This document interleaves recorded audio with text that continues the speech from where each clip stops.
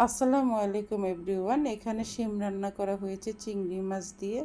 আর এটা আমার ছোটো মেয়ে প্রেরণায় রান্না করেছে। রাত 9:30 বাজে বাইরের থেকে কিনে নিয়ে আসি, আমার জন্য রান্না করেছে। আমি অনেক অসুস্থ, আমার পক্ষে রান্না করা পসিবল হচ্ছে না।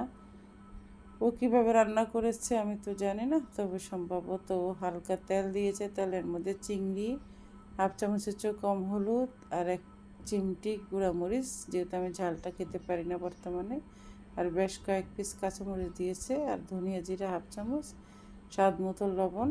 ভালোভাবে কষিয়ে তেলটা যখন উপরে উঠে আসছে তখন শিমগুলি দিয়ে দিয়েছে। এভাবে অনেকক্ষণ কষিয়ে হালকা পানি দিয়ে শিমটা রান্না করেছে।